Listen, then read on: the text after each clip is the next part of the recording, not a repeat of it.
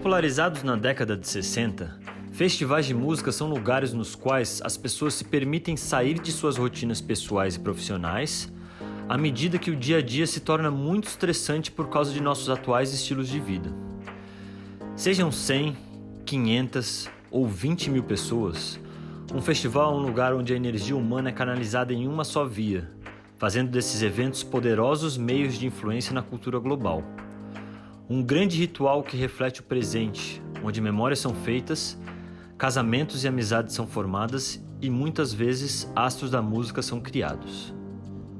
Considerados acontecimentos que nos dão um panorama do melhor produzido pela humanidade no mundo da música, no contexto brasileiro, já há algum tempo, importantes festivais vêm se consolidando no calendário cultural do país, sempre passando por transformações em seus formatos, e hoje em dia apresentam propostas que vão muito além de uma seleção de shows musicais, incorporando novas linguagens e atividades.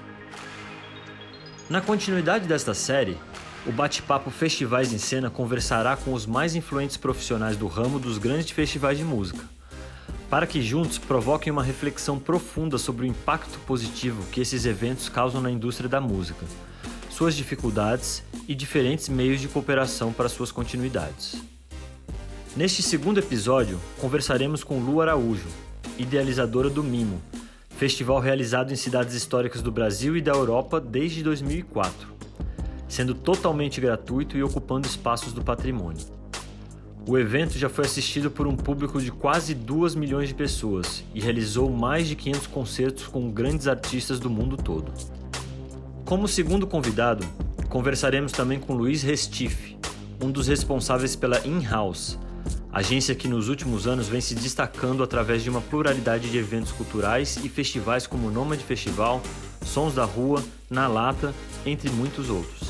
Como última convidada, teremos o prazer de falar também com Paola Vescher, empreendedora da indústria da música, cofundadora do Pop Load Festival e responsável por uma série de ativações com importantes marcas como Heineken, Ray-Ban, Diageo, entre muitas outras.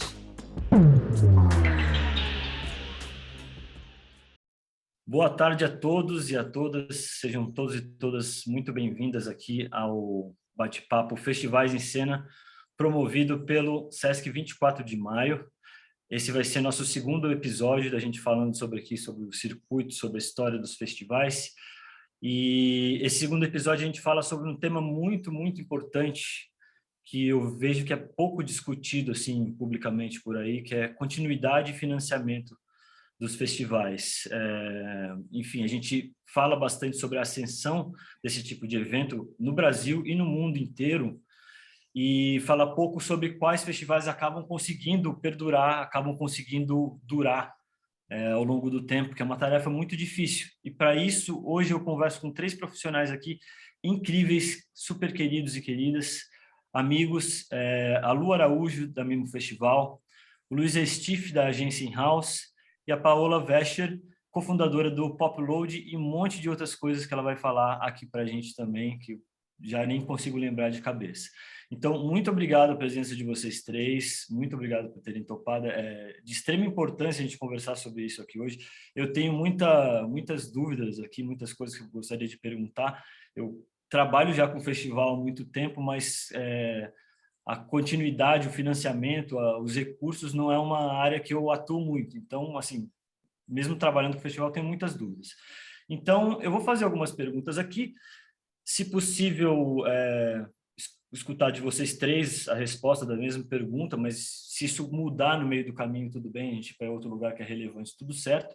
E ressaltando também que, apesar de ter um roteiro pré-programado aqui, vocês podem ficar à vontade para vocês falarem qualquer coisa que vocês acharem relevante, pode me interromper aí. Então é isso. Eu gostaria de começar com vocês assim, brevemente se apresentando. A gente não precisa correr, mas também não tem todo o tempo do mundo. Mas, assim, brevemente apresentando vocês, a história do seu festival, pode ser bem breve mesmo. Eu gostaria de começar com você, Lu, apresentando você como produtora, a Mimo, que é o seu grande festival, e há quanto tempo já é feita a Mimo, né? Ela começou aqui no Brasil, foi para Portugal, Sei que você já deve ter falado isso bastante nas suas entrevistas, mas é um bom meio de a gente começar a conversa. Então, fica à vontade, você pode compartilhar com a gente? Claro. Bom, queria agradecer o convite, agradecer você, Dani, que já é um amigo de longa data, a possibilidade de estar aqui com dois profissionais que eu super admiro, a Paola e o Luiz, e ouvir também um pouco da história de cada um deles, né, que isso acrescenta sempre para a gente. Bom, eu fundei o Mimo Festival em 2004, na cidade de Olinda, em Pernambuco, com a ideia de ser um festival já um pouco diferente, porque ele tinha uma questão que era importante para mim naquele momento, que era a ocupação do patrimônio histórico.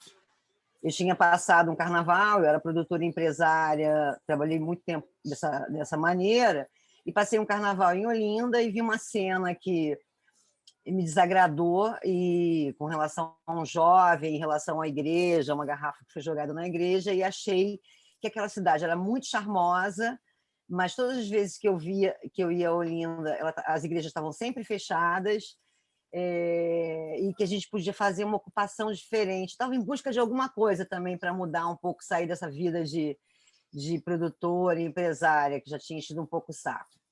E aí eu investi nisso, demorei um tempo, não conheci ninguém em Olinda, e aí construí esse festival, que começou em 2004, com 5 concertos, já dentro desse conceito da ocupação do patrimônio histórico, e levando, naquele momento, prioritariamente a música instrumental para esses espaços. Música instrumental é a música clássica.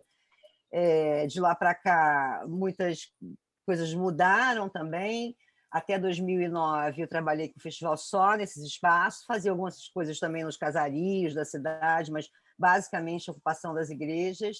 E aí o festival foi crescendo muito. Já em 2009, eu comecei etapas em Recife e João Pessoa, e inaugurei uma coisa que eu percebi que fazia falta, porque eu percebi que o meu público foi mudando.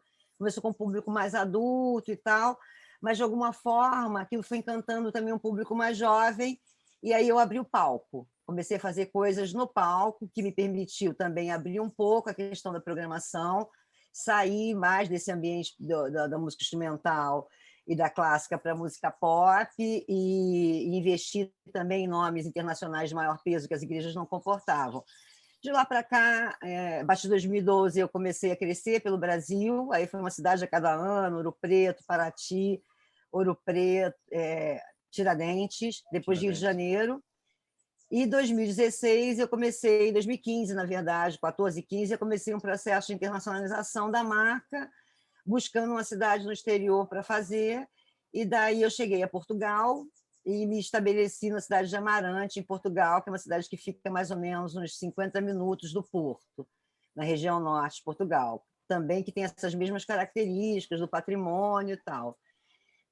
Estou sendo muito breve para não tomar tempo dos outros, Claro, mas claro. assim, o Mimo é um festival que ele ocupa a cidade, ele não ocupa um espaço em si, ele pega uma praça e ocupa e fecha e faz um festival acontecer. E quando ele se realiza nesses locais, ele toma a cidade inteira, né?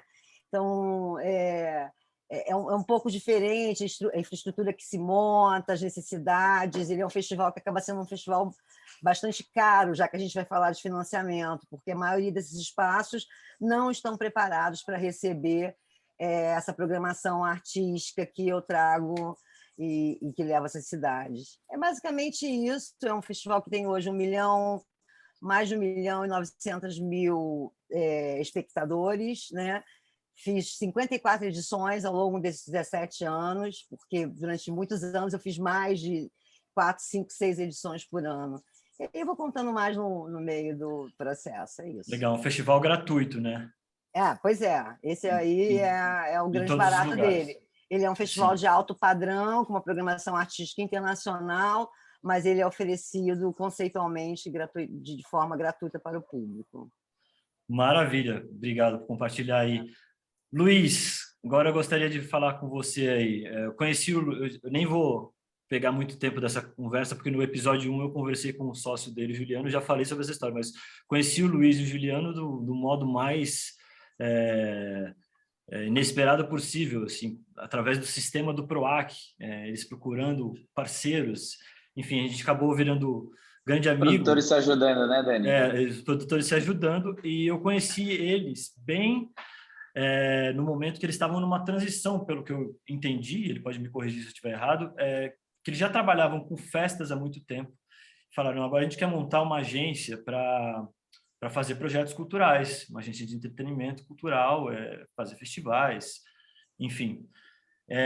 E desde então, isso foi em 2016, se eu estou enganado, eles vêm crescendo, assim, eu venho acompanhando de perto, assim, eles crescendo com números de festivais que eles fazem, Sons da Rua, o Nômade Festival, o Sampa Jazz, que a gente faz em parceria, até festivais como o Na Lata, que não são festivais de música, né, festival de grafite, inclusive aqui em São Paulo está bem ativo, né, eu vi no jornal esses dias.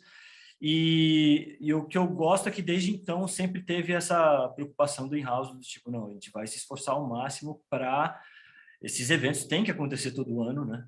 E eles vêm acontecendo em uma série de festivais. Então, conta um pouquinho dessa história da in-house para a gente, Lu, e Exato, quanto Dani, é tempo um mais ou menos vocês desafio. estão aí. Estamos aí nesse desafio juntos, né? Bom, primeiro eu queria te agradecer aí pelo espaço. Fiquei muito feliz com o convite. Dá um oi para todo mundo também, para Paola, Lu. É um prazer estar aqui com vocês. Bom, vamos lá. A In-House, como você bem disse, tem alguns festivais, né? Então, a gente, em um determinado momento, era estruturado especificamente num tipo de evento, né? No mesmo formato. E depois de um tempo a gente viu que a gente precisava mudar isso. A gente não poderia colocar todos os ovos na mesma cesta, né? Então, com isso a gente foi buscando diversificar o nosso portfólio de atividades de festivais. Então, atualmente, nós temos o Farraial, né, que é o principal evento sertanejo, com foco em sertanejo, barra pop, de São Paulo, para 45 mil pessoas, né, é o quinto ano, quinta edição já.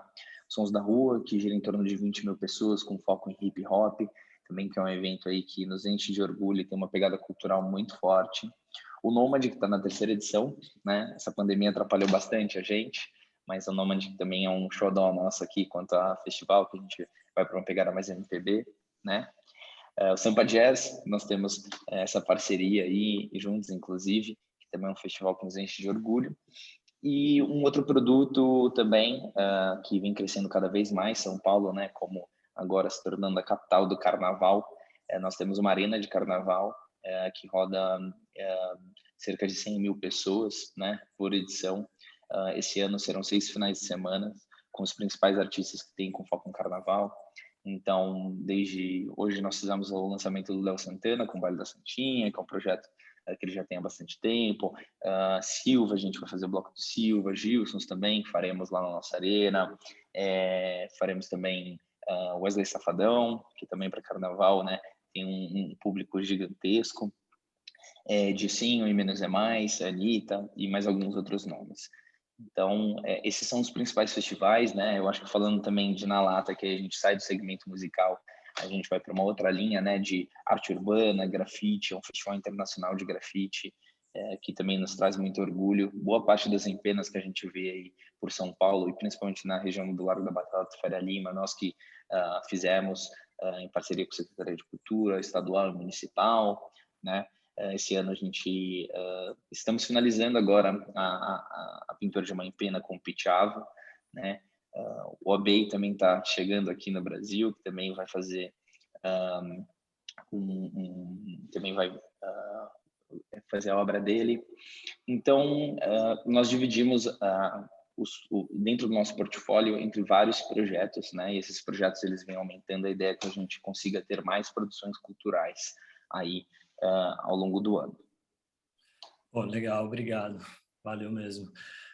Paola, grande prazer. Você é a única aqui que eu ainda não tive a oportunidade de sentar e conversar mesmo e saber um monte de detalhes e curiosidades sobre o que você faz, mas eu cheguei até você por você ser a cofundadora do Popload Festival, né? Aí você pode me corrigir se eu estiver errado também. E aí, quando surgiu esse convite, que eu fui entender que você me mandou um pouco das suas referências, que você fazia um monte de outras coisas também, já tinha feito antes do Popload, faz depois, né? Porque, se eu não me engano, agora o Popload está com a Time for Fun, se você vai falar para a gente direitinho, mas agora, atualmente, em Portugal, também trabalhando com festivais, né? Então, eu queria também que você se apresentasse um pouquinho aí, contasse brevemente a sua trajetória e depois a gente já pode passar mais para a questão de financiamento, de continuidade, etc., de recursos. Tá bom. Gente, obrigada pelo convite, Daniel, adorei. É um prazer estar aqui na mesa com a Lu e com o Luiz. Bom, o Popload é bem menorzinho, não tem tantos anos assim. Eu comecei fazendo festival em 2003 em Curitiba. Nasci em Curitiba, então eu comecei fazendo um festival chamado Curitiba Pop Festival, que, enfim, trouxe a volta dos Pixies, reabriu a pedreira depois de 10 anos fechado e tal. Então, eu comecei em 2003 fazendo um festival. O festival nasceu dentro da Fundação Cultural de Curitiba, que na época Curitiba era a capital americana da cultura, então tinha que ter um grande evento em cada área cultural. E eu trabalhava na diretoria de ações culturais e percebi que no Brasil, naquela época, ou a gente tinha festivais que era tipo Hollywood Rock, Close Up Festival, era nessa época, né, da pasta de dente, dos né? naming rights de festivais, de marcas, Sim. Com atrações internacionais, ou você tinha mais os festivais nacionais, que eram mais de música regional, independente, né, prioritariamente música nacional com pouca atração internacional. Então, naquele ano eu percebi que talvez a gente podia se apropriar de um festival que tivesse mais bandas internacionais com bandas nacionais e que ele fosse reconhecido nacionalmente. E foi esse festival que eu criei para a Fundação Cultural de Curitiba para o ano que era a capital americana da cultura. Uhum. Então, eu comecei aí, fizemos 3 edições, depois eu saí, né, da Fundação Cultural, enfim, abri minha empresa, fui para São Paulo. Em São Paulo, por conta do Curitiba Pop Festival, eu conheci os jornalistas, inclusive o Lúcio Ribeiro, né, que escrevia lá, inclusive às vezes nem sempre era bem. Quando eu conheci o Lúcio, eu fui brigar com ele, inclusive, no lugar que ele estava discotecando. Falei, você não acredita que o meu festival vai acontecer? Você vai ver só. Foi mais ou menos assim que eu conheci o Lúcio. E aí, quando eu cheguei em São Paulo, eu perguntei para ele se eu podia empresariá-lo. E ele meio que, tipo, né, falou, tudo bem, queria empresariar, pode me empresariar, sou um jornalista. Porque eu falei que achava que ele podia desenvolver uma marca, sair do jornal, naquela época era mais a Folha, né? E ir para um espaço totalmente online, que ele podia ganhar mais dinheiro, foi basicamente isso, né? Que ele falava das bandas e eu traria as bandas que ele falava na coluna, que ele tinha a coluna Popload, né? Basicamente, o Popload foi um desdobramento da coluna do Lúcio Ribeiro, da Folha, na Ilustrada, que era todas as quintas, para virar a Popload. Então, foi isso. Eu falei, a gente transforma isso numa plataforma e tira ele do impresso, vamos para o online, depois que a gente for para o online, a gente vê se o público que consome você no online, né, enfim, vai consumir também nos eventos físicos. Era isso que... Essa foi sempre a ideia da Popload, né? Então, a coluna dele era desdobrar a coluna dele num conglomeradinho. Então, foi isso que a gente fez em 2006. Em 2006 nos associamos, em 2009 a gente fez o primeiro Popload Gig, porque aí a gente criou essa plataforma chamada Gig, toda vez que era shows internacionais a gente chamava de Gig. E o Popload Festival, o primeiro ano, foi em 2013, que foi totalmente sem querer, assim, né? A gente conseguiu o The XX e falou, talvez seja a maior banda que a gente já trouxe, então vamos transformar no festival? Eu falei, vamos. E foi assim, vamos transformar no festival. E aí criamos o festival exatamente desse jeito, assim, tá bom, então vamos fazer um festival. Então, em 2013, fizemos a primeira edição do Popload Festival e ele foi crescendo, crescendo, crescendo, até que em 2019, né, vendemos a parte da Popload para Time for Fun. Hoje em dia, Time for Fun é a dona maioritária da Popload. O Lúcio está lá, Eu não estou, eu saí na pandemia. Uhum. E aí eu vim para Portugal para começar... Bom, assim como eu saí de Curitiba, comecei do zero em São Paulo, eu saí do Brasil para começar do zero em Portugal, porque eu sou uma pessoa meio inquieta. Sim. Então, se eu acho que tem alguma coisa que eu quero ou aprender, ou descobrir, ou fazer diferente, ou, enfim, se as coisas não estão confortáveis para mim, eu tenho vontade de mudar. Então, agora eu estou aqui em Lisboa, eu sou booker internacional de uma empresa chamada Música no Coração. Eles possuem 8 festivais, e a maioria deles tem mais de 20 anos, né? Tipo, um dos festivais tem 27 anos. São festivais para 20, 35 mil, 45 mil pessoas por dia. Então, essa é a minha história.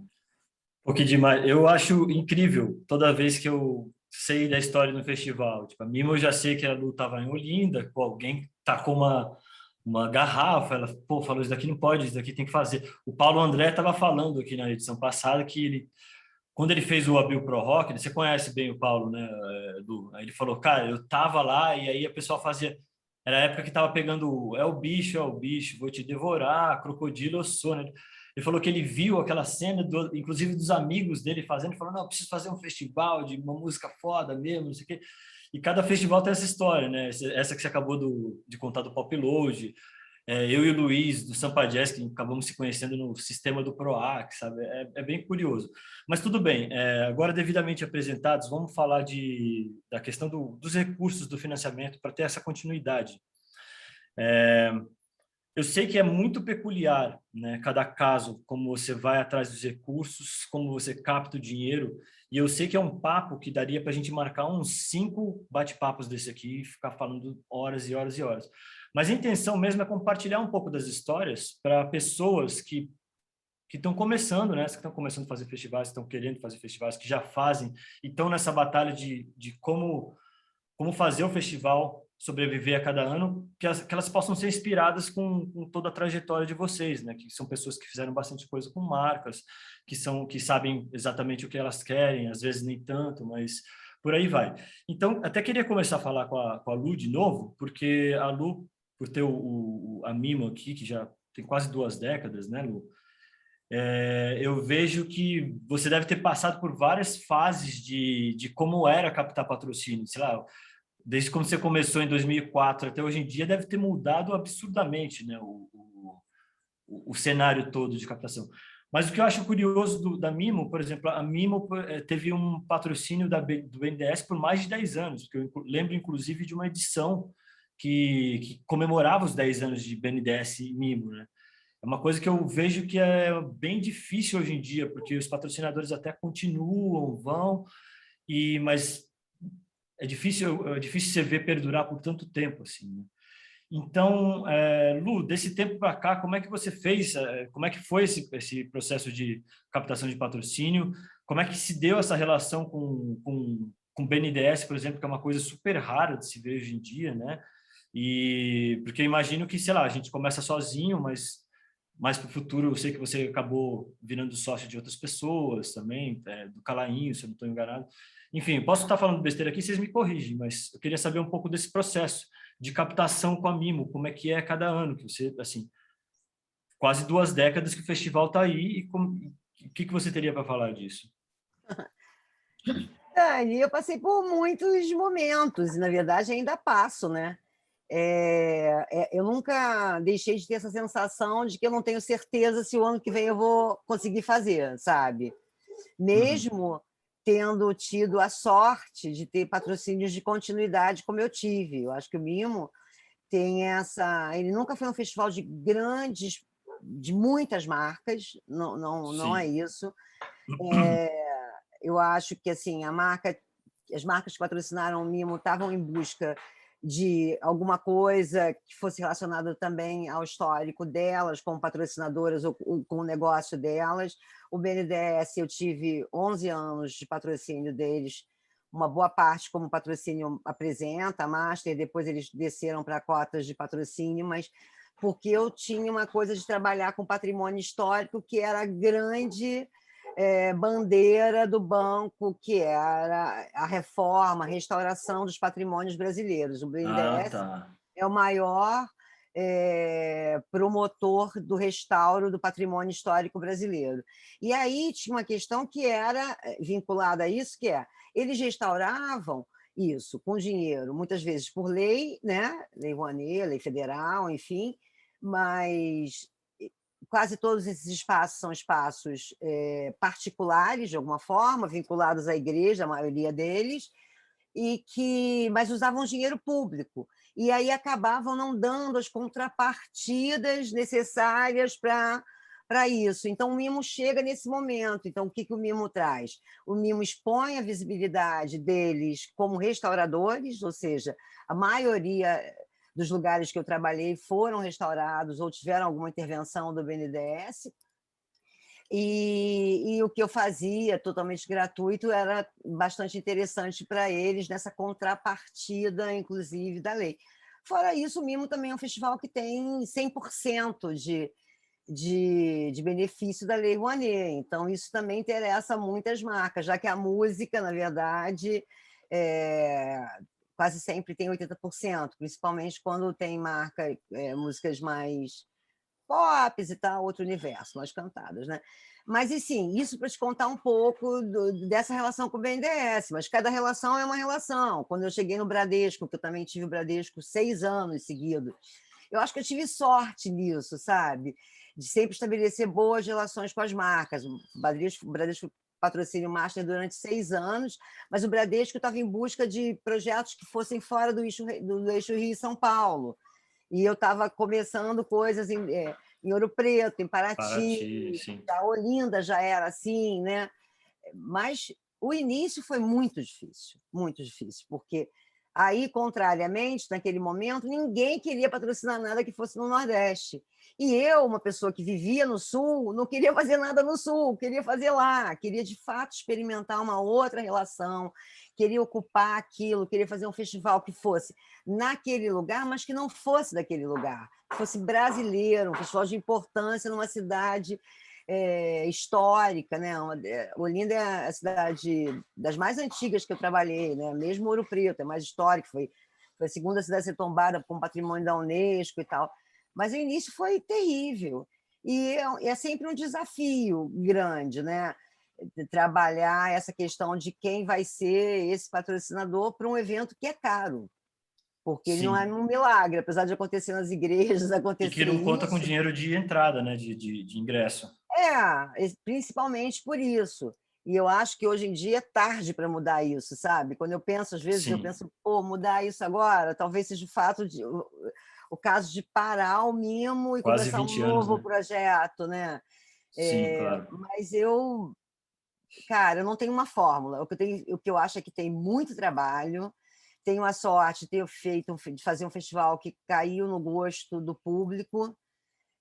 Então, por isso, esse momento, para mim, que a gente está vivendo, é um momento muito, muito desafiador, porque eu brincava sempre, até inclusive com os patrocinadores, dizendo: olha só, eu não tenho dinheiro, eu não cobro ingresso, mas eu tenho público pra caramba, o que muitos eventos não têm.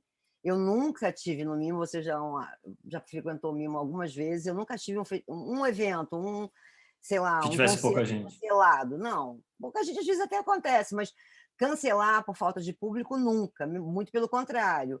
Eu tenho sempre que administrar essa relação do público com o que ele quer ver, e muitas vezes não dá, porque os espaços também não são muito grandes. Então, isso é uma vantagem de ter muito público, mas no momento como esse que a gente está vivendo, isso se torna um pecado mortal, quase, né? Então, eu estou me desafiando para entender como é que vai ser daqui por diante essa relação. E assim foi em todos os lugares, mesmo em Portugal. Quando eu cheguei em Portugal agora, aqui aí é um outro modelo de financiamento, que a gente pode falar depois, Sim. a mesma relação se constituiu. Eu pulei de 26 mil pessoas no primeiro ano para 80 mil no quarto. Ou seja, é um festival que tem muito apelo, o público adora, e ele se apodera disso, entendeu? A gratuidade talvez seja um aspecto que me atrapalha, mas, por outro lado, ele é somando como se quantidade todo de mundo público.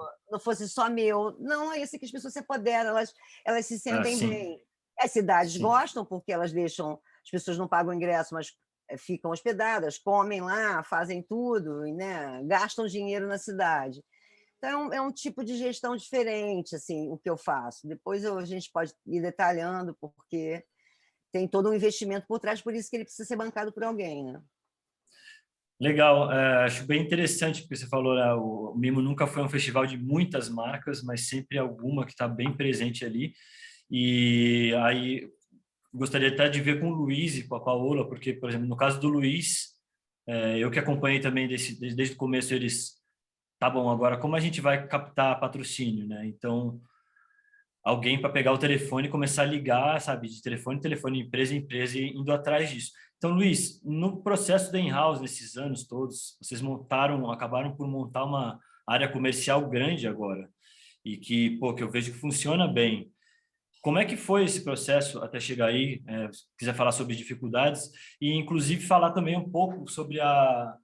Eu vejo que vocês têm uma parceria muito boa com a Diageo, com o Grupo Petrópolis, né? Que acabam, assim, não diria que eles são sempre o patrocínio master dos eventos, mas eles estão sempre como parceiros, sempre colaborando ali, que dá uma certa Show da mão. segurança, né? Então, Sim, dá uma certa o que, segurança. que você consegue falar desse processo todo da área comercial e de captação aí da in-house? Legal, Dani. Cara, às vezes a gente conversa muito com algumas pessoas que vêm um festival, um evento que a gente lança já grande, com muita força, patrocínio, né? E as pessoas perguntam muito do tipo, como se fosse fácil, ou como, pô, a agência já é grande, o negócio já está estruturado. Isso me faz muito me refletir muito sobre o começo, o nosso começo, né? Quando a gente, é fácil ver hoje tudo pronto, entre aspas, e o negócio é grande, ou eventos, festivais com 15, 20, 30, 40 mil pessoas, e achar que lá no comecinho foi assim, já começou assim, não foi, né? E eu acho que é até importante falar sobre isso, porque várias pessoas que provavelmente vão nos assistir estejam passando por esse momento, né, de início. Eu me lembro muito do começo, assim, de você buscar um patrocinador, buscar um parceiro, uma marca, para colocar lá, estar dentro do seu festival, dentro do seu evento, e eles perguntando sobre portfólio, né? Do tipo, tá bom, deixa eu ver tudo que você faz. E aí você fala, não, mas eu tô começando, tipo, eu não tenho muita coisa para te mostrar ainda, mas eu tenho boas intenções, né? E esse começo é muito difícil. Eu falo que é como se fosse, você precisa romper aquela barreira da água, né? Você precisa passar por aquela membrana, né? É difícil, demora para você passar às vezes, mas quando você passa, isso começa a fluir muito mais rápido e eu acho que de uma maneira até exponencial, né? Mas que eu falo que todo produtor é persistente, né? Então é persistir, continuar para conseguir buscar isso. E uma coisa que nós temos muito claro aqui, como regra e como filosofia da agência, é por relações a longo prazo e duradouras, né? Então, eu vejo que tem muitos produtores que leiloam seus festivais, que leiloam seus produtos. Tudo bem, é a maneira deles de seguir, se está dando certo para eles, perfeito. Não é a maneira como a gente enxerga isso, né? Então, assim, o Grupo Petrópolis, por exemplo, que você citou, é um parceiro que nos estendeu a mão lá no início. A Diageo também nos estendeu a mão lá no início. Obviamente com contratos muito menores, né, com contratos baixos para o tamanho das produções que nós fazíamos naquele momento, mas foi uma relação que foi sendo construída aos poucos, uma relação de confiança, uma relação de conhecer as pessoas internamente, né? Então, não só com essas empresas, mas com outras empresas também, né, que nós fomos criando essa relação. Então, é muito importante, pelo menos no nosso ponto de vista, que isso seja feito a longo prazo. Então, nunca pensar que a gente vai ficar só em um festival, não, né? A gente tem que sempre pensar isso a longo prazo. Então, assim, ao mesmo tempo, em vários momentos a gente sente a necessidade de fazer uma entrega, por exemplo, um festival novo, né? Quando a gente vai lançar. Muitas vezes a conta não fecha de bate-pronto, a gente já sabe que aquela conta lá não vai fechar, né? Então você já sabe que você vai ter um certo prejuízo. Se você for imediatista, né? Esse não é um negócio que você precisa ser imediatista. Poucos nas primeiras edições vão dar lucro, vão dar resultado, vão dar receita. A planilha geralmente sempre acaba sendo maior do que a gente espera. Infelizmente, a gente fala, não, a gente diminui isso, diminui aquilo. no final das contas você acaba gastando muito mais. Então, precisa ser muito pé no chão nesse sentido, né? Ser racional, sabendo que talvez a tua primeira edição e a segunda edição não vai dar tanto resultado. Mas o que você construiu, né, nessa primeira e nessa segunda edição? Exatamente o portfólio que faltava, né? Depois que você foi um sucesso, que as pessoas compareceram, que você fez entregas bacanas para essas marcas, elas vão querer continuar com você, né? Eu falo muito isso para nossa equipe comercial. Quando entra gente nova, né, e tá fechando, e tá assim, pô, mas tá tão difícil para fechar um aqui, eu consegui fechar um contrato, fechou o segundo. Eu falo, olha, você fechou 2 contratos esse semestre, vamos supor. Próximo semestre você vai ter mais 2 contratos, né, desses parceiros, e pode fechar mais 2, então teremos 4. No ano seguinte, a gente vai ter esses 4, mais 2 ou mais 4, vão virar, que viram 8, né, 8 parceiros. Então, assim, sempre pensar a médio e longo prazo. E aí a nossa geração acho que é muito imediatista, né? Que as coisas para ontem, quer ver as coisas acontecendo, rolando já. E infelizmente não é tão rápido assim, leva um tempo. Mas depois que isso tudo se consolida, é muito mais fácil de você continuar fechando parceiros, né? Então, por exemplo, um outro grande parceiro nosso também é a telefonia TIM, né? Que sempre entra no Farreal conosco.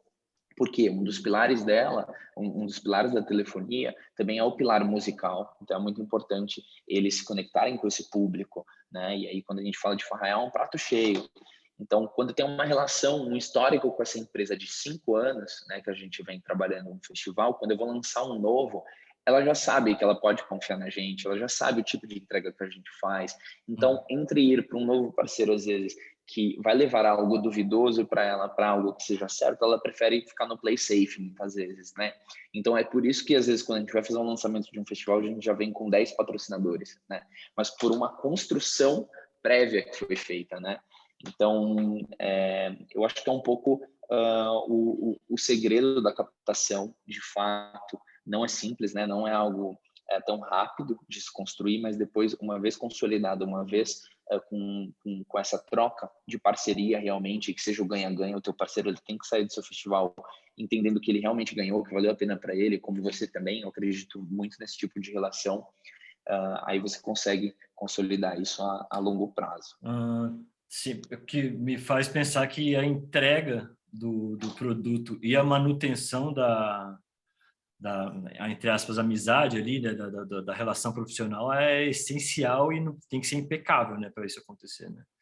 Eu acho que boto fé, assim, todas essas, tipo, a Lu com o BNDES, vocês com o Grupo Petrópolis, isso é uma coisa que só se constrói com confiança mesmo. Paola? E aí indo desculpa. nessa linha, você Tá. comentou de BNDES, mas indo nessa linha, algo que a gente tem aqui internamente é o seguinte: quando você tem um banco como teu parceiro, é porque você atingiu o topo das captações, no sentido de, os bancos geralmente são muito conservadores, né? Eles não querem falar com música, porque música, as pessoas geralmente bebem, e aí tem aquela visão de que a pessoa tá bêbado, ou que, não, eu sou uma marca muito tradicional, não vou entrar num festival de música. Então, quando você tem um banco atrelado, no nosso caso nós temos a Crefisa, né, que geralmente entra nos nossos festivais, e aí é o momento que você fala, bom, atingiu o ápice aqui porque tem um banco junto comigo. Mas enfim, brincadeiras à parte. Eu tenho Exato. essa sorte também, porque no Brasil eu tive BNDES e Bradesco, pelo menos por enquanto, mas tive Caixa Econômica também, durante alguns anos, e em Portugal eu tenho o Banco Millennium também, a fundação do Banco Millennium, que é também minha super parceira. E agora vem os bancos digitais, que eles olham os festivais como algo incrível. Então, tá no melhor momento aí para a gente fazer a captação. Legal. Valeu, Lu. Paola, vamos lá com você. Eu vi aqui, eu lembro uma marca, não sei se estou errado ou não, mas recorrente do Popload, que a Heineken trabalhou um tempo com você, mas eu vi também aqui no seu currículo que você fez ativação de uma série de marcas, né? Da Ray-Ban, e outras que eu esqueci aqui, mas a Diageo, acho que até marcas aqui que o Luiz deve ter falado. E, assim, de todas essas coisas que você já fez, imagino que isso sempre foi um processo necessário também. Como é que foi toda essa história? Como é que é para você hoje em dia? A parte da captação, de fazer as ativações, de atrair os interesses das marcas e qualquer tipo de recurso que possa entrar. Vou falar mais relacionado ao Popload, porque tem mais tempo de história, então esse foi o que a gente construiu bem com... No início, eu lembro que eu e o Lúcio era jornalista e eu, enfim, fazia eventos, booking, mas eu não, nenhum dos dois fazia a captação ou pensava no marketing? Sim. O meu interesse do Lúcio era na música, então, assim, a gente se preocupava com o público, que era o que o público estava ouvindo, e eu e o Lúcio, a gente sempre conversava muito, assim, ao invés de a gente perder nosso tempo batendo na porta de marcas, acho que a gente preferia passar nosso tempo sabendo o que o público queria, como transformar a experiência do público melhor e fidelizando esse público. Uma vez ele fidelizado, ele sempre voltaria. E as marcas dependia muito enfim, do diretor que está lá, o que eles querem no momento, qual é o público do momento, qual era. Então, aqui aqui não, lá na Popload, a gente sempre ficou muito focado no público. O que é o que o público quer, o que a gente pode agregar. E justamente por conta disso, as marcas começaram a vir atrás da Popload, especificamente do Lúcio Ribeiro, para fazer ativações, porque eles percebiam que ali tinha alguma coisa diferente, que o público tinha uma conexão com a Popload que eles não viam em outros lugares. Então, foi assim que a gente começou a incluir marcas dentro da plataforma Popload. E a Heineken, ela veio porque, basicamente, no primeiro ano, que foi 2013, o ano que a gente resolveu transformar o Popload Gig num festival, né? Eu sabia que a Daniela Cachiche, que hoje é VP de bebidas premium da Ambev, naquela época ela era diretora de marketing da Heineken, eu sabia que ela era fã do The XX. E aí, a gente mandou... Ela já era amiga do Lúcio também, ela já era amiga do Lúcio, mas eu sabia que ela era fã do The XX. Então, Quem não é, né? É muito difícil quando você não conhece os patrocinadores, ou o diretor de marketing, ou, enfim... Eles não vão te responder. Muitas vezes eles não irão te responder, a não ser que você tenha conhecido num evento, conversado com eles, que tem alguém para te apresentar, que você tenha alguma referência, ou que, como o Luiz falou, se o teu evento ele já tem um nome, né? Mas assim, no caso da Popload, ainda que era música alternativa, público nichado, quantidade de público pequena, né? Porque era pequeno, 3.000 pessoas, imagina. Qual é a marca que ia chegar e falar, não, claro, tem aqui, ó, esse dinheiro estava só esperando o seu evento, nichado, alternativo, não toca na rádio, não aparece na televisão, é exatamente o que a gente precisa. Mas aí eu lembrava, eu sabia, tinha essa informação que ela era fã, e a gente colocou, o The XX pode ser seu. Esse era o título do e-mail para Dani Cachiche. E ela respondeu na hora. E aí ela já tinha uma ligação com o Lúcio e tal, e foi assim que a gente conseguiu o patrocínio. O primeiro festival foi 2013, teve o patrocínio que nem foi da Heineken, porque naquele momento eles achavam que era mais aquela outra cerveja que tinha um gostinho de limão, já nem lembro o nome da cerveja. Essa não. Não é só, eles estavam contra que eles lançaram nessa época. Foi 2015. Esqueci o nome, gente, olha que vergonha, não sei nem o nome. Desperados, exatamente. Eles entraram por Desperados, porque eles não tinham certeza se o nosso público era Heineken. Então, eles entraram com Desperados. A outra marca que entrou foi Campari, que era uma marca que me patrocinou lá no Curitiba Pop Festival. E foi isso. Essa foi a nossa primeira edição do Popload Festival. Ao longo do tempo, depois da edição do Popload Festival, a gente começou a criar uma relação com a Heineken, eles adoraram, e aí sim é uma construção de confiança mesmo. E eu acredito que para você ter essa confiança tem que ser uma entrega muito boa. E eu acho que o teu evento tem que ter uma personalidade, ele tem que ter uma coisa assim que é o que vai te diferenciar dos outros eventos, que é por que eles vão colocar dinheiro no seu evento e não nos outros. Então, e a partir dali, como eu e o Lúcio, a gente sempre nos preocupamos com o público, a gente fazia questão de se meter nas ativações da marca. Então, nossa ideia entrou dinheiro do patrocínio, esse dinheiro, ele precisa ser visto, ele precisa ser percebido pelo público, que entrou um dinheiro, a gente não vai diminuir o valor do ingresso, mas o público tem que ter um benefício. Isso precisa ser percebido. Porque, dessa forma, a gente sabia que o público ia perceber que a marca estava dando uma coisa a mais para eles, então não ia ser uma coisa, entrou essa marca, os caras estão ganhando dinheiro, porque naquela época ainda tinha isso, acho que hoje em dia não tem mais. E também seria mais real para a marca, né? A participação deles passa a ser mais real. Eles oferecem algo que o público quer, que é algo que tem a ver com o público, e não só mais uma ativação dentro que passa batido, que talvez a pessoa não vá lembrar. E para a marca, se não tiver recall, para eles também não é legal. Então, sempre nos preocupamos em criar coisas que fizessem um diferencial, pensando no público mesmo, que é o que eu e o Lúcio gostaríamos de ter. Basicamente, a minha ideia do Lúcio sempre foi: vamos fazer algo que a gente quer frequentar, e não tem. Algo que gostaríamos de ter e que não tem. Então, sempre quando entravam as marcas, era sempre pensando nisso, o que é que eles querem e como é que a gente pode agregar isso no festival de uma maneira mais efetiva, que seja percebida e que seja legal para todo mundo.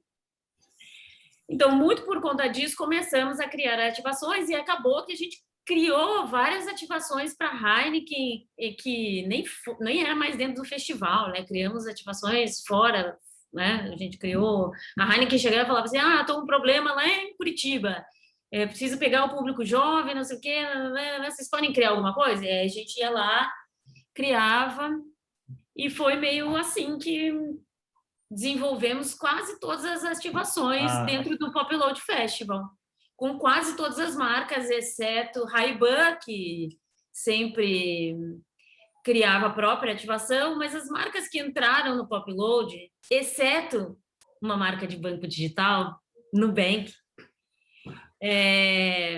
sempre entraram e não saíram mais. Eu acho que as marcas que passaram assim foi só o Nubank, que investiu 1 ano, e aí eu acho que para eles cresceram muito, e aí o Pop Load ficou muito nichado.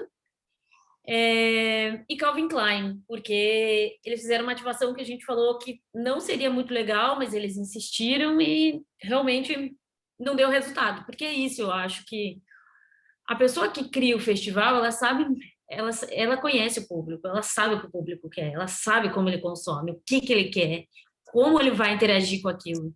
Não adianta a marca chegar e falar assim, não, mas é isso, tal, meu público é assim. É diferente. Então... Se eu não me engano, eles investem no Coachella, a torre que eles têm no Coachella, eu acho que é deles. Lá, Calvin Klein? Calvin Klein. Não, e também na área VIP do Coachella, né? Levando um monte de modelos, tal, que foi o que eles fizeram no Pop Load, mas... A torre de diversidade colocar uma marca lá também lá, de cueca para vender. E a gente... As pessoas não vão comprar cueca na metade do festival, né? Tipo... Não, se fosse no Tomorrowland, talvez. Se fosse um festival que as pessoas ficassem ou acampassem, ou ficassem muitas horas, o Pop Load as pessoas passavam 4 horas, às vezes 8. Mas, assim, não é um público que vai ficar muito doido, que vai perder a cueca e vai precisar de uma cueca e vai comprar, sabe? Então tem isso. Eu acho que você tem que ter uma relação próxima para ela ser duradoura. Eu acho. Eu acho que aí entrou perfeitamente no exemplo que o Luiz deu de vocês fizeram uma coisa. É engraçado pensar que talvez um título de e-mail pudesse mudar toda essa história, né? Assim, você falou do título de e-mail, eu achei genial, assim, porque talvez você tenha captado ali, né? E talvez aquilo ali pudesse também ser outra que passou batido, ninguém abriu, mas vocês começaram do zero. E depois eles estavam pedindo ajuda. Putz, vamos fazer uma coisa em Curitiba, porque eu preciso mexer com a galera lá. Então, criou-se uma confiança, né? Muito legal essa história, Paulo. E eu tenho uma dúvida. Você falou de um recall. O que seria o recall? Recall... Não, eu não sei se nos outros festivais existe isso. No Pop Load, toda edição, durante o festival, era feita pesquisa durante o festival, de público mesmo, para saber o que eles estão achando do festival, das marcas e tal, e no final também. E depois a gente mandava essa pesquisa para as marcas. E aí até as marcas começaram a mandar coisas que eles queriam que a gente incluísse na pesquisa para saber o que eles acharam de determinada ativação, ou como foi exposto o produto, enfim. Então, sempre depois do evento, a gente tinha esse relatório do qual era a visão, que era o que as pessoas lembravam, qual marca elas lembravam mais dentro do festival. Qual ativação era aquela que era mais lembrada, qual ativação que... Entendi. Enfim, é mais isso mesmo. Um feedback. Nem sei se hoje fala recall, né? Olha, eu aqui com os termos antigos, marqueteiros dos anos 90. Me parece um feedback, assim, né? Tipo, uma resposta das pessoas, mas eu também não sei. Quando eu comecei, era recall de marca. Hoje, recall é recall de produto da devolução, não é? Outra coisa, tem outro significado. Recall é, por exemplo, quando o carro tem um problema, eles fazem o recall, que seria você ir lá e trocar o carro. Devolver, exato. Exatamente. Eu estou muito nos anos 90 ainda. Parei lá, no marketing de patrocínio. Uma dúvida que eu tenho para você é assim, vocês trabalham com verba direta de patrocinador? Vocês veem hoje em dia alguma possibilidade de um festival acontecer completamente, assim, por inteiro, com verba direta? Tirando, acho que o Rock in Rio não deve trabalhar com lei de incentivo, né? O Popload nunca trabalhou com incentivo, lei de incentivo, nunca. Nem o Curitiba Pop Festival, nem o Popload, nem o Girls, né? Que foi o festival que eu criei para Time for Fun também. Caramba, isso é muito interessante. Era uma pergunta que eu tinha aqui sobre lei de incentivo. Então, assim, o Popload não fazia com lei de incentivo. Inclusive, eu tive muita dificuldade, porque dentro do Popload a gente tinha um braço, sempre teve um braço social, chamado Popload Social, onde, para as pessoas que não tinham dinheiro para comprar ingresso, sempre tinha uma quantidade X para elas fazerem trabalho voluntário em algumas ONGs parceiras e ganharem o ingresso. E ao longo dos anos a gente foi evoluindo, então, tipo, o Wilco tocou no Auditório Ibirapuera por R$20, foi tudo financiado pela Popload. A Pat Smith tocou no Auditório Simão Bolívar por R$0, em troca de trabalho voluntário, foi Popload pagou, PJ Harvey, e tentamos dinheiro incentivado e não conseguimos. Então, assim... eu nunca obtive sucesso via lei. Então, me traz até uma pergunta, assim, por parte dos patrocinadores não rolou uma, entre aspas, pressão do tipo, vamos patrocinar, mas eu quero que você capte, quero ser pela lei de incentivo para não ter que gastar a verba direta aqui? Ou nunca. Foi tranquilo? Nunca. Não, Popload nunca. Não. Incrível. Aliás, a verdade, assim, a TIM nunca nos patrocinou porque não era incentivado. Entendi. O Luiz falou da TIM, né? Então, de certa forma, também teve isso daí. Agora, a Lu, você, assim, você trabalha com coisas sem receita de entrada, etc. Então, acho que fica muito difícil, até porque você falou, um festival caro. Mas, de alguma vez, você chegou a complementar a mimo com verba direta, ou uma coisa que você nem procura, que vai direto para a lei de incentivo e boa? Não, eu apresento o projeto e a escolha é do patrocinador, na verdade, né? A gente diz lá o cardápio de coisas que a gente tem, né? O que cada cota envolve de contrapartida, chancela e tal, e coloca à disposição. Então, assim, às vezes você tem uma lei de incentivo municipal, outra estadual, aí você tem leis em São Paulo. Passando do Rio e São Paulo, é mais complicado, porque não tem as leis, são fundos, aí os próprios estados é que determinam o direcionamento das verbas e tal. E tem uma coisa muito engraçada, porque o mimo é estrangeiro em tudo quanto é lugar que ele vai, né? Quando eu cheguei em 2015 no Rio, foi a primeira vez que eu me senti em casa, assim, sabe? Assim, bom, então aqui a minha empresa é aqui, a minha estrutura é aqui, eu posso concorrer aqui, eu posso escolher essa praça aqui porque eu conheço e tive problemas, inclusive, quando eu fiz na Praça Paris, que era em frente ao meu escritório e tal, mas ele fazer em Olinda, a minha empresa era do Rio, então eu não concorria em verbas de lá, Sim, desses locais. fundos. Aí chegava em Minas a mesma coisa, então tu tinha que estabelecer parcerias, né? Não, mas eu já tive algumas vezes, quase todo ano tem alguma coisinha, sempre menor, que seja de patrocínio direto, mas assim, acho que a grande fonte de recursos do Mimo vem a partir da Lei Rouanet. Da Lei Rouanet, eu ainda sou antiga também, tá, Paula? Que é lei Federal de Incentivo à Cultura, né? Para não, antiga Lei Rouanet. Então, isso ajudou bastante. Mas também acho que é um festival que precisa muito disso, tem uma contrapartida enorme para, né, para a lei mesmo, né? É um festival que forma plateia. Você imagina, eu abri o Mimo em 2004, em Olinda, com o Nelson Freire tocando com a Orquestra Sinfônica do Recife, entendeu? Caramba. Nelson Freire nunca tinha tocado em Pernambuco. Nossa, Ticoria nunca tinha tocado em Pernambuco, né? Eu levei...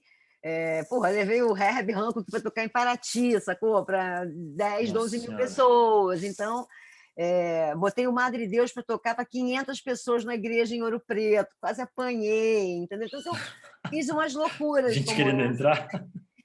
Ah, cara, falando dessa herança portuguesa, pegar a igreja de São Francisco em, em Ouro Preto, que é aquela que o Aleijadinho fez toda, concebeu, e não pensar no Madre Deus ali dentro.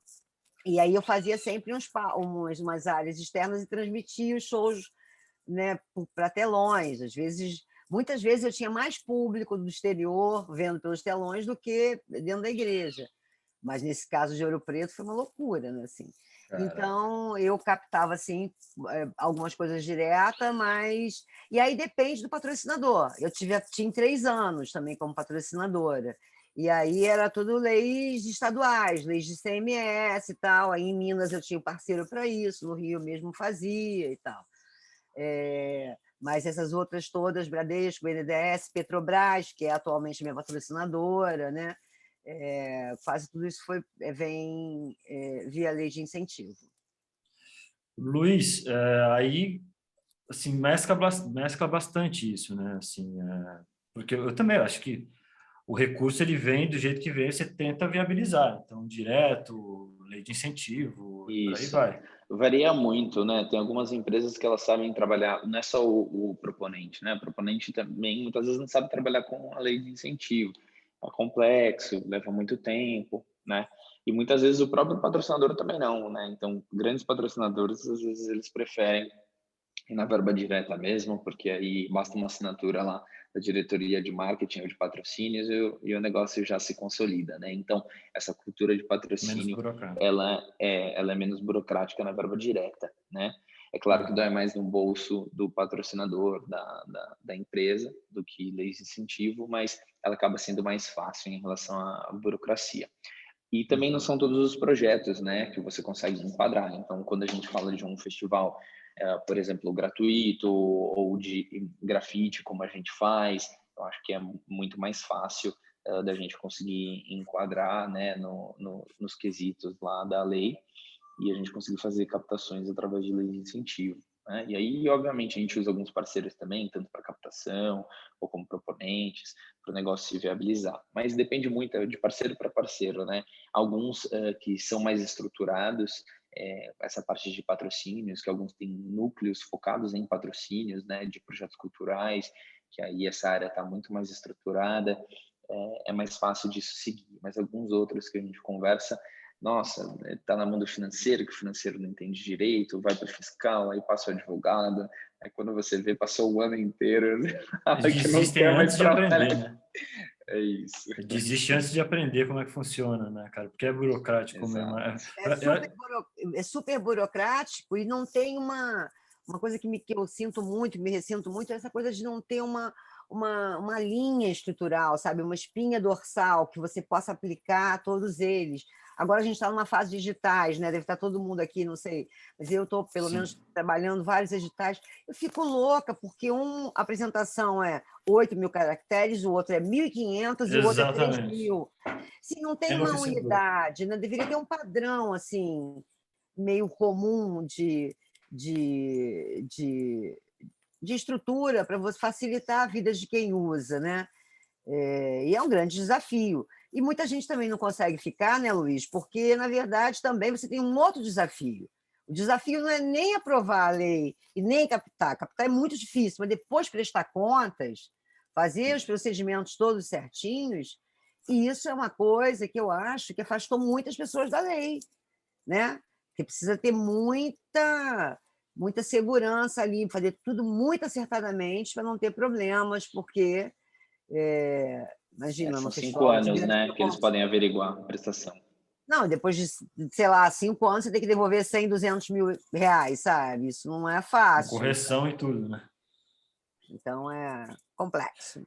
Eu acho inevitável, né, falar desse tema e não tocar na questão das leis de incentivo.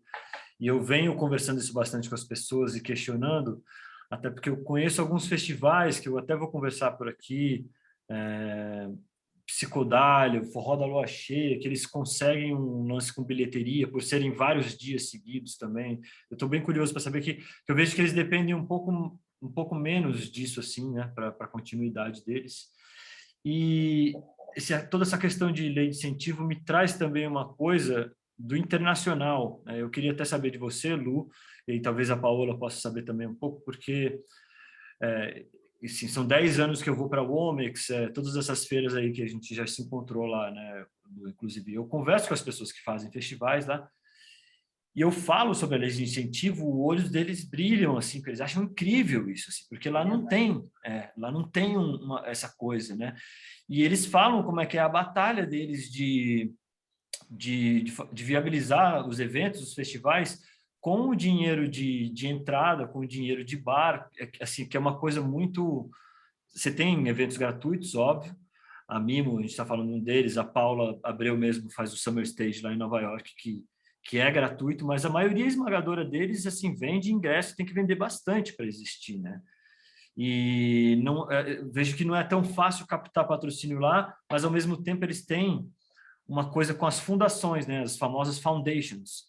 Por exemplo, eu falei da Paula Abreu no Summer Stage, lá tem a City Parks Foundation, que é uma fundação que cuida de centenas de parques, que tem a tarefa de trazer cultura, educação, shows, esporte, né, para esses lugares, para todo mundo que mora em Nova York. E você falou agora da Mimo, lá em Portugal, Amarante, que eu venho acompanhando bastante mesmo. Infelizmente não consegui ir com Bexiga porque minha filha tinha nascido tipo naquela época, mas ainda Contrato vou o Bexiga, olha visitar. aqui, galera, contrato o Bexiga, estou lá, faço tudo, daqui a pouco chega o Bexiga no palco, cadê o Daniel? Nem me Minha avisou filha, minha que filha não tinha foi para acabado de Portugal nascer. Eu fiquei mais triste que qualquer um. agora. Mas você falou Da de Fundação uma Milênio. Fundação Milênio, que também não sei se é o mesmo processo da Fundação dos Estados Unidos. Ou seja, você também faz um festival lá em Portugal que atrai gente pra caramba, mas não tem cobrança de ingresso, essas coisas. Como é que funciona o financiamento lá? Assim, imagino que de vários meios, mas assim, qual foi o meio que você achou lá para fazer isso acontecer com fundação ou com qualquer outro jeito Eu que é cheguei em feito lá? Portugal por uma conjuntura de várias entidades, na verdade. Eu apresentei o Mimo para a coordenação de cultura da região norte, e o diretor, doutor Antônio Ponte, achou o projeto super interessante, achou que ele não era impactante para uma cidade só, ele era impactante para a região, e aí ele articulou um bloco de patrocinadores que envolveu o Turismo de Portugal,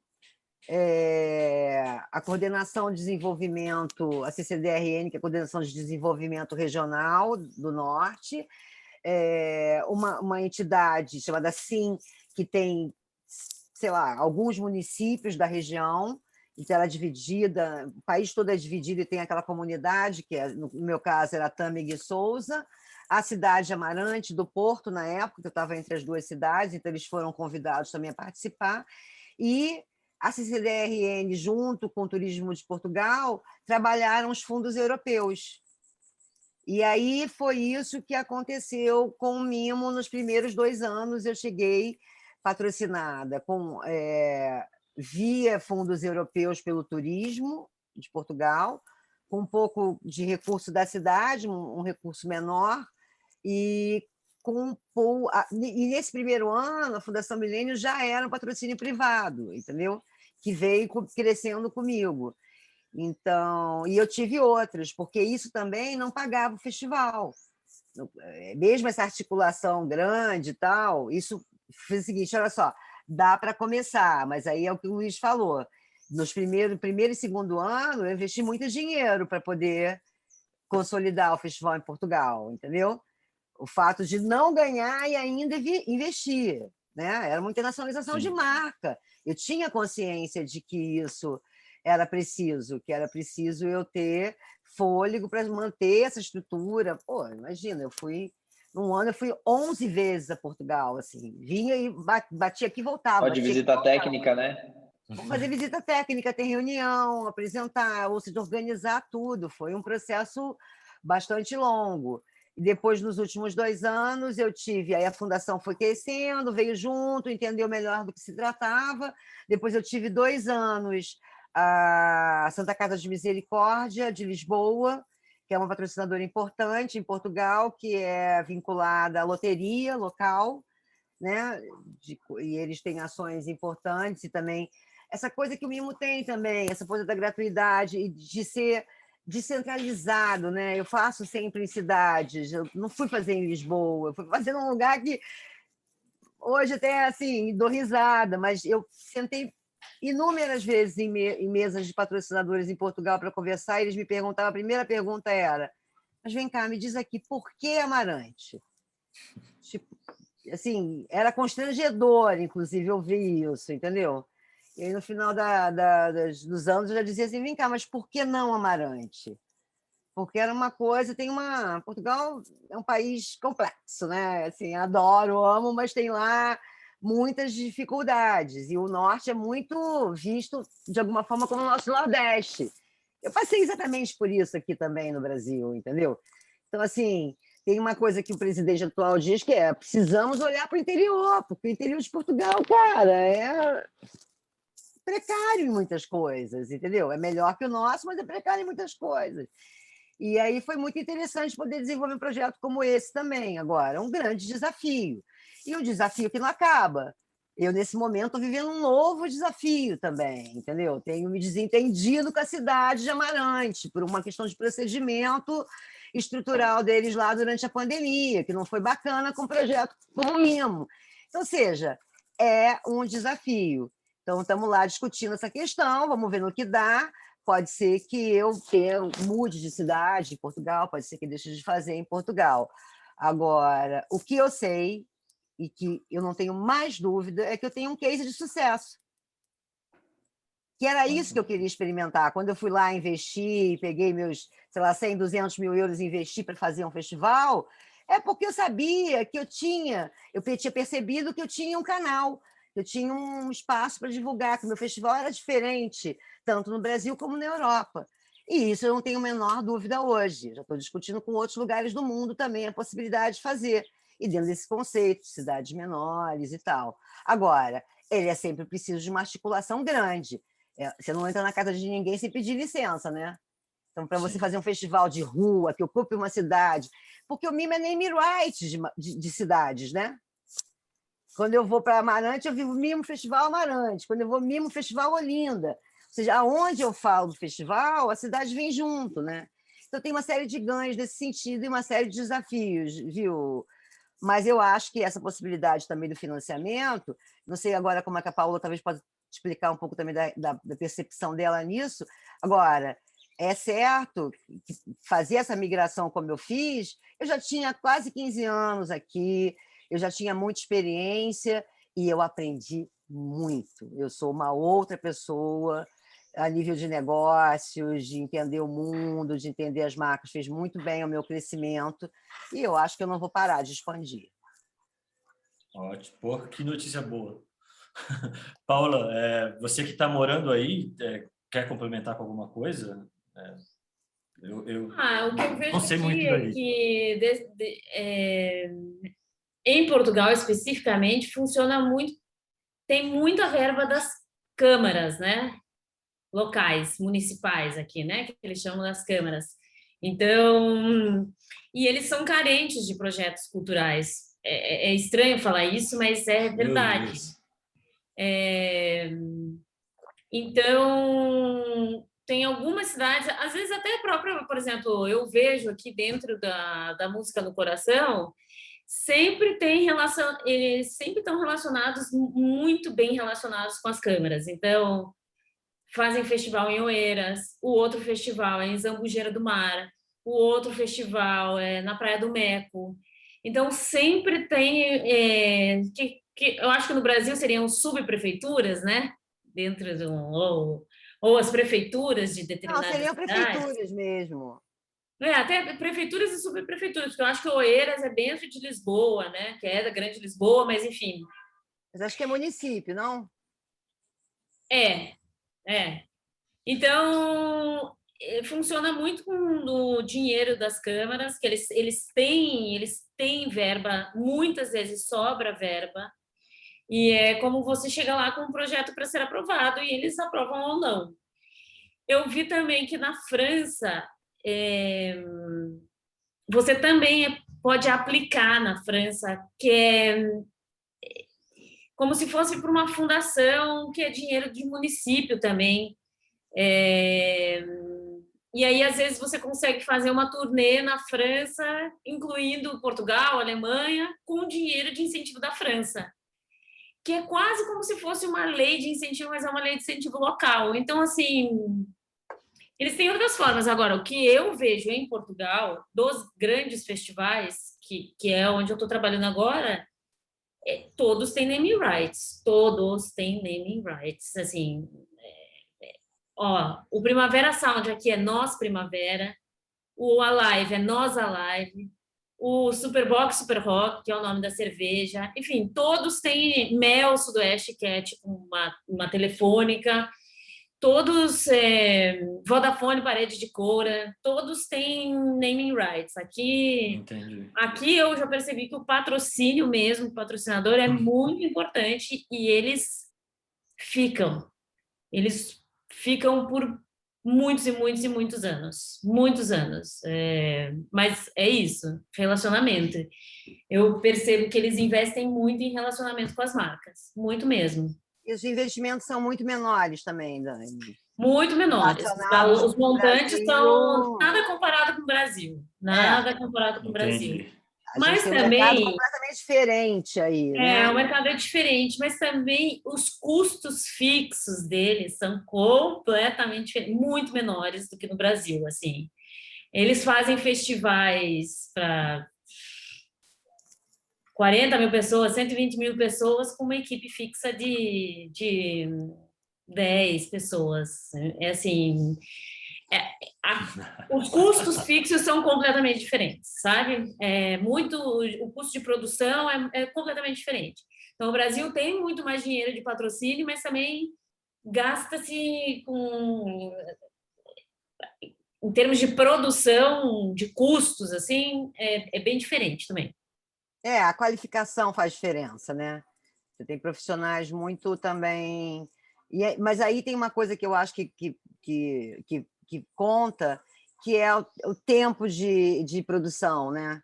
A gente faz as coisas aqui normalmente em espaços menores de tempo e muito pressionados, porque a gente demora a fazer. Essa coisa de fazer as coisas com muita antecedência te permite fazer com uma equipe menor, né? Não, acho que não, acho que é cultural. É cultural. Aqui eu percebo que é cultural, porque agora a gente está fazendo um festival, tem menos de 2 meses para fazer um festival. Mas a qualificação Com faz 14 diferença, as prêmios. equipes todas que são envolvidas. Eu, né, trabalhei afinco, fiz festival grande aí, fico vendo essa relação com o Brasil, né? É bem diferente, mas concordo com você que é uma equipe bem menor de trabalho. Mas eu acho que são diferenças culturais mesmo. É basicamente isso. Legal. Eu tenho uma última pergunta, gente, porque passa muito rápido, a gente já está chegando aqui no limite, mas você falou até uma pergunta meio inusitada, porque você falou dessas câmaras lá pelos municípios ali de Portugal que tem carência de projetos culturais, né? E aí eu fiquei pensando aqui do poder público, assim, vocês, para o festival de vocês, eu acho que a Lu, talvez vocês já contaram ou contam, gostam de negociar e vender projetos para prefeituras também, ou até indo um pouco além, vocês já tentaram captar dinheiro através de emendas parlamentares? Eu pergunto isso porque eu mesmo não sabia muito, mas depois eu fui no Coma, que é um festival que acontece em Brasília, que é festival com networking, né, feira, e fiquei sabendo que lá eles além de patrocinadores, eles também usavam verbas de emendas parlamentares. Depois eu fui entender um pouco melhor o que cada deputado tem para fazer projetos X, que podem ser qualquer projetos, inclusive de cultura. E eu vejo que eu pelo menos conheço ninguém que faça isso daqui. Vocês estariam abertos para alguma coisa assim, ou preferem continuar na esfera do privado, do name right, essas coisas? Bom, vamos lá. Quer que tenha Tassilo. uma ordem sobre Não, esse tema? pode mandar ver. É um tema um pouco complexo, um pouco obscuro em alguns momentos, né? Mas, assim, os vereadores, principalmente, geralmente têm uma verba de emenda para utilizar, né? A gente já teve alguns contatos relacionados a isso, nós nunca utilizamos, né? Mas, geralmente, essas verbas elas são utilizadas, né? Tanto para cultura quanto esporte e outras bandeiras também que esses vereadores ou deputados colocam como pauta da sua campanha, né? E obviamente a ideia é fomentar isso, né?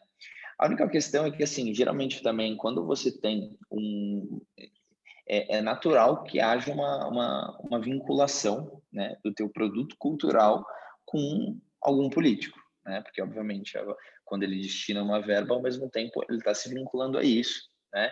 E você também, quanto a festival, se vinculando também com ele ou com ela quanto a político. Então eu acho que a parte mais delicada é isso, né? Porque automaticamente você também levanta uma bandeira, né? De um partido, de uma pessoa, enfim, né? Por mais que você diga que não, a população, né, como acaba enxergando é dessa forma, né? E tem uma outra questão também que é muito importante, que assim, quando você já está utilizando um recurso incentivado, uma lei de incentivo, é premissa básica que você não levante nenhuma bandeira política quando você utiliza uma verba cultural, né, de incentivo fiscal. Então, isso são verbas que, no meu entendimento, é claro que, Conflitam, né? assim, no meu entendimento, conflitam, tá? Aí, óbvio, vai ter secretária que vai dizer que sim, vai ter secretária que vai dizer que não, mas eu entendo que não é bom utilizar uma verba de emenda parlamentar vinculada a algum tipo de incentivo fiscal, porque necessariamente você também vai dar um pouco de visibilidade, seja para aquele político que passou essa emenda para você, né? Mas é claro que, assim, é uma maneira também de se fazer coisas, né? Eu vejo alguns eventos gastronômicos de rua que acontecem com verbas assim, acho incrível, acho demais, porque é mais uma maneira de fazer algumas coisas acontecerem. Mas, de novo, né, você vai ter você vai se vincular a um partido ou a uma pessoa por conta disso, né? Entendi. Porque talvez uma coisa você tenha que optar pela outra, né? Talvez você não possa ter uma emenda parlamentar e um incentivo no mesmo. Enfim, eu também não sei, não tenho opinião formada. Eu levanto isso porque é uma coisa muito recente para mim que me chamou a atenção. E vocês duas, Lu, Paola, Olha, eu tanto prefeitura quanto, enfim. isso existe há anos, né? Isso é uma possibilidade real há anos, mas é exatamente o que o Luiz falou, tem uma vinculação direta com algum partido ou com algum deputado, vereador, quer que seja. Tem dois aspectos. Um, ele tem que se sentir achando que aquilo né, ele vai direcionar aquilo porque aquilo tem que fazer algum sentido para ele politicamente também, porque essas verbas não são, elas são exatamente para o cara fazer lobby, a verdade é essa, com o público dele, com a questão dele, ou seja, então isso tem que fazer sentido para eles e para a gente também é sempre uma situação delicada de administrar. Tive algumas possibilidades, mas também nunca foram adiante. Eu acho que dinheiro é uma coisa essencial para o que a gente faz, seja vindo do público, seja do patrocinador, seja das parcerias que você faz. Mas a gente precisa. Se você quer fazer um evento de continuidade, você tem que tomar muito cuidado com o que você se envolve, entendeu? Com o que a sua marca se envolve, né? Então, acho que o grande desafio não é manter, né, um festival. Você pode começar a vender a alma e vai mantendo ali. Tem um festival Pois em ascendência, um festival que as pessoas respeitem, que você tenha, sai de um patrocinador, mas possa bater na porta do outro e ele se interessa em continuar patrocinando, porque sabe que ali tem alguma coerência, tem qualidade na entrega, tem tudo, né? Então, é importante. Dinheiro é bom, mas não é tudo, entendeu? Então, determinados dinheiros que passam. Eu brinco às vezes, eu conheço muito poucos produtores empresários e tal, que já negaram patrocínio. E eu já neguei mais de uma vez, entendeu? E isso é uma coisa muito rara. Nem sei se me sim. arrependo, mas eram duas situações que eu realmente me senti muito ofendida e não disse não quero seu patrocínio. Também nunca mais bati na porta, Digno. entendeu? Mas me Exatamente. sinto digna, porque Exato. os meus desafios são enormes. Fazer o que eu faço não é simples. Não é simples. De ser mulher é difícil, Paula deve saber disso. Homem não gosta muito de fazer determinados negócios com mulher. Eu não sei. Tem uma série de complexidades. Então tem que gostar de dinheiro, né? Para fazer, precisa de dinheiro, tem. Mas, acima de tudo, para mim, aí eu acho que eu estou com a Paola, eu preciso muito ter amor à minha música, ao que eu faço, se eu perder essa crença no que eu faço, esquece. O festival Sim. não vai andar 1 centímetro mais, entendeu? Então, vamos lá, é difícil aqui, cai ali, levanta aqui, mas a gente passa por cima e nessa já estou há 17 anos, né? É isso aí. Você, Paulo, alguma consideração aí? Eu acho que não. Na Popload a gente nunca passou por isso. E o Curitiba Pop Festival ele surgiu dentro da Fundação Cultural de Curitiba, né? Que é tipo a Secretaria de Cultura da cidade, né? Da prefeitura. Sim. Então, a gente tinha a facilidade de conseguir algumas coisas via secretaria. Mas eu lembro que mesmo com o Curitiba Pop Festival, mesmo a Curitiba sendo a capital americana de cultura, eu lembro exatamente que naquela gestão o presidente da fundação falou para mim assim, você pode fazer o festival se você conseguir no mínimo 2 patrocinadores. E eu acho que a facilidade que eu tive foi que era assessora do presidente, ligava lá para as marcas falando, eu sou assessora Sim. do presidente da Fundação Cultural, quer marcar uma reunião? Marcava uma reunião e aparecia eu lá para vender o patrocínio. E aí eu só tive também carta branca para fazer o festival depois que eu consegui 2 patrocinadores, que foi telefonia e cerveja, né? Na época foi Kaiser e TIM. Então, mas era um evento da Fundação Cultural, então era um dinheiro de secretaria, tinha incentivo também da Secretaria de Turismo. Eu acho até que para esses eventos grandes, muito grandes, você tem que trabalhar em parceria com a prefeitura e tem que trabalhar em parceria se você conseguir Às trabalhar em vezes, parceria com as secretarias de turismo, são muito importantes, assim, é às só vezes nem ganhar. verba, né? Nem é questão de verba, às Não vezes. é Às vezes questão de verba. permissão, né? Exatamente. São permissões, incentivos, divulgação, porque eles têm uma verba anual para gastar com divulgação, tanto para turismo. Então, Mas veja mas bem, enfim, no Popload, a transferência de valores de Fundo Nacional de Cultura, o Fundo Estadual e Municipal, que é o direcionamento de verbas das secretarias para projetos, né? Isso vem da secretaria, não tem uma vinculação direta a um partido ou a um político, né? E eu acho que isso é algo que Sim. todo mundo aqui, a gente inclusive com a Lata teve apoio agora da Secretaria Municipal de Cultura, né? Que eles também fazem um redirecionamento de verba, e eu acho que isso é muito comum no nosso meio cultural, né? É diferente da verba da parlamentar. da parlamentar, Emenda. Da emenda da emenda parlamentar. parlamentar. Claro. eu desconhecia totalmente.